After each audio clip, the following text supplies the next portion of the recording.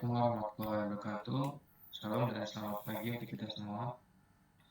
Di sini kelompok kami akan memaparkan tentang sistem deteksi debit air sawah berbasis IoT dengan penutup pintu air otomatis. Yang beranggotakan yang pertama Skia tadi kan, yang kedua Geo Arvin Juan Purba, yang ketiga Muhammad Maulana. Baik, kita akan pendahuluan dan tujuan sistem. Pengaturan debit air sawah secara manual kurang efisien. Sistem ini menggunakan IoT untuk memantau dan mengatur debit air secara otomatis dan meningkatkan produktivitas panen. Yang pertama itu deteksi debit real time, membangun sistem monitoring dan pengendalian debit air otomatis. Yang kedua ialah integrasi komponen, yaitu menghubungkan ESP32 dengan sensor, pompa, relay, dan servo. Yang ketiga, pemantauan jarak jauh, menyediakan kontrol via aplikasi Blinkist.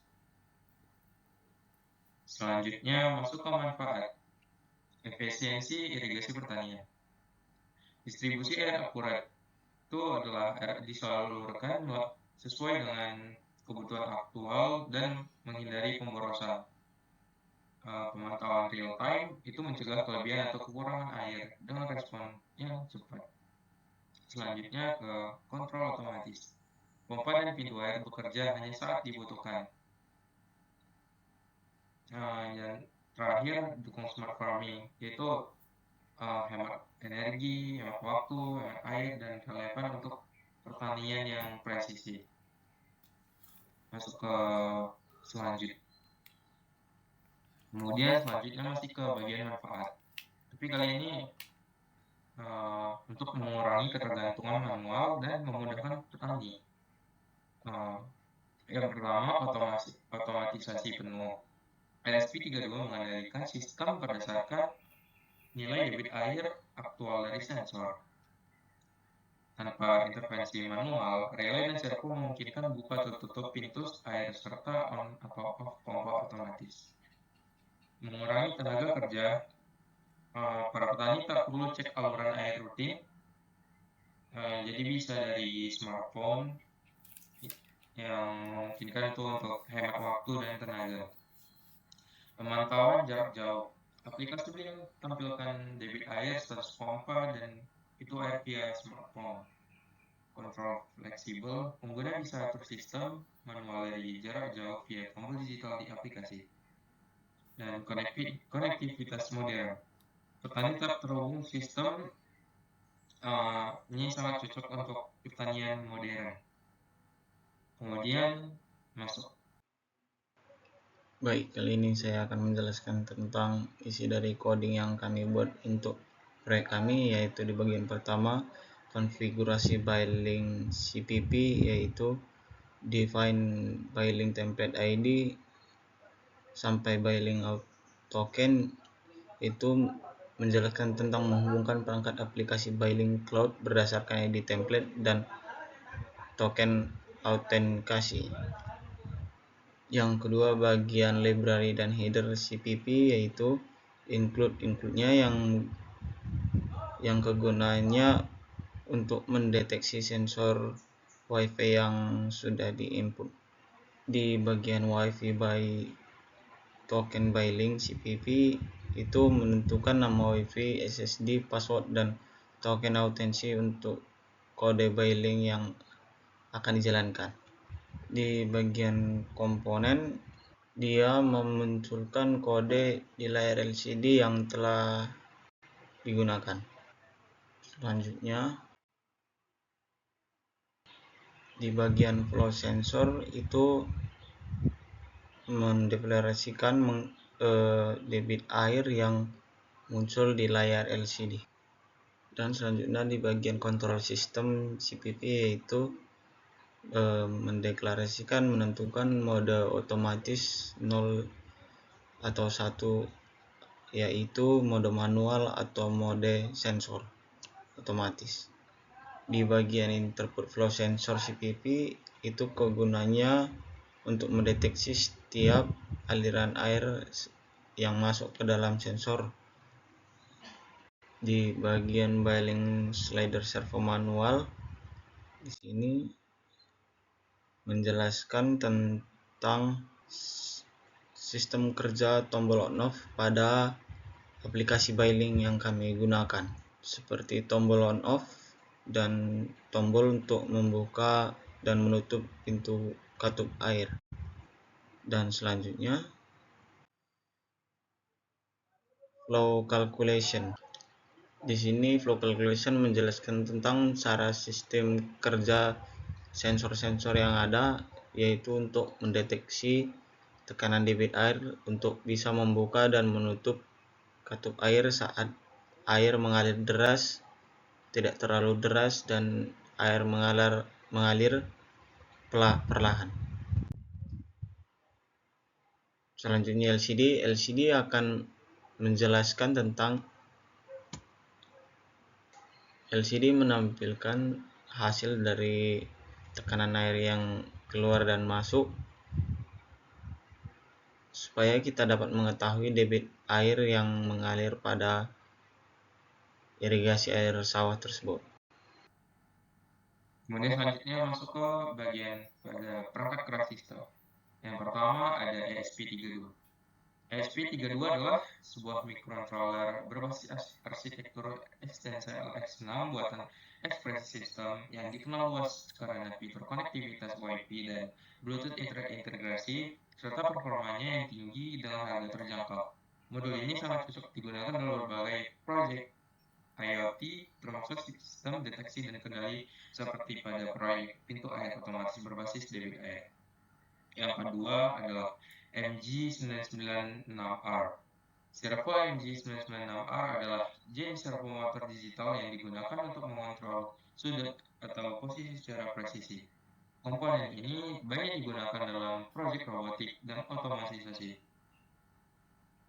termasuk dalam pintu air otomatis dan sistem irigasi berbasis IoT. Selanjutnya ada sensor flow IFS201. Sensor IFS201 adalah sensor aliran air atau flow sensor berbasis Hall effect yang digunakan itu menggunakan debit air dalam suatu pipa. Sensor ini banyak diaplikasikan dalam proyek IoT, otomatisasi irigasi, dan monitoring sistem air, termasuk dalam proyek sistem deteksi debit air sawah berbasis IoT. Yang keempat ya LCD. LCD atau Liquid Crystal Display adalah modul tampilan karakter yang dapat menampilkan 16 karakter dalam 2 baris. Modul ini sangat populer untuk berbagai proyek elektronik karena mudah digunakan dan hemat daya. Dalam proyek ini, versi L2C atau Inter-Integrated I2C atau Inter-Integrated Circuit digunakan karena lebih efisien dalam penggunaan pin microcontroller. Selanjutnya itu yang keenam ada breadboard.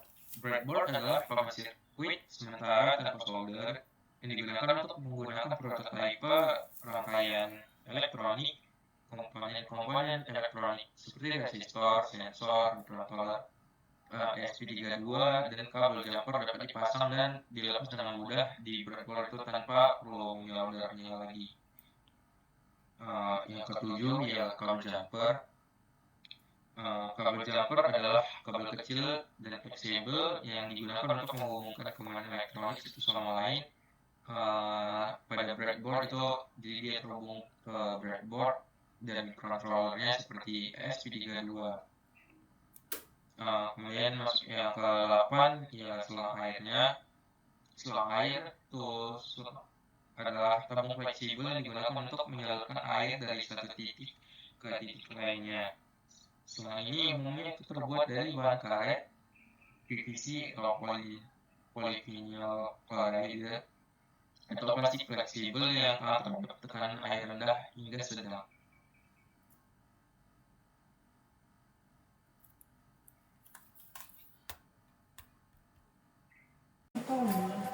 Berikut ini adalah komponen utama dan komponen tambahan dari proyek kami. Di sini saya akan menunjukkan beberapa komponen kami. Pertama itu SP32 sebagai fungsi otak dari sistem, mengatur pembaca sensor, dan mengontrol servo, menyampaikan data ke LCD, dan mengirim data ke aplikasi billing melalui Wi-Fi. Yang kedua ada sensor flow tipe YFS201 yang berfungsi sebagai pendeteksi aliran air dan menghitung jumlah pulsa yang dilakukan oleh air. Yang ketiga itu ada LCD 6x2 isi 2 menampilkan flow rate, posisi servo, mode sistem, auto manual. Yang keempat ada servo motor MG 9960R yang berfungsi sebagai mengatur katup secara logika berdasarkan flow rate atau perintah manual. Di sini merupakan beberapa komponen tambahan. Yang pertama itu breadboard, berfungsi sebagai tempat menyambungkan berbagai komponen tanpa menyolder, menyediakan jalur VCC atau 3,3 volt dan GND yang bisa dibagi ke beberapa komponen. Yang kedua itu ada kabel jumper, menghubungkan pin dari ESP32 ke breadboard atau komponen lain. Baik, di sini saya akan menjelaskan dari sistem kerja proyek kami. Nah, di sini LCD masih menampilkan 0,0 debit air.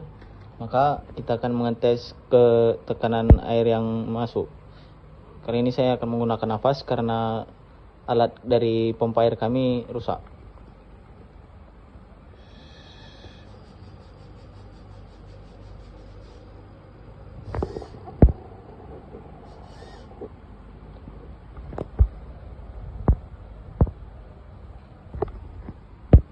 Jika tekanan airnya naik, maka di sini pintu menutup, membuka kembali jika air surut. Nah, ini juga bisa dikontrol menggunakan aplikasi dari handphone saya. Saya akan bisa dihidupkan dan dimatikan. Nah, katup air juga bisa dikendalikan dari handphone seperti ini.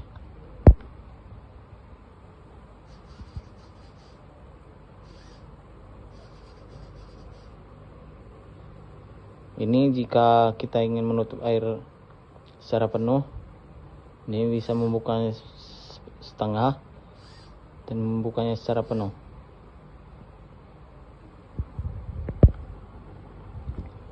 Demikianlah hasil dari proyek dan sistem kerja dari proyek kami. Terima kasih.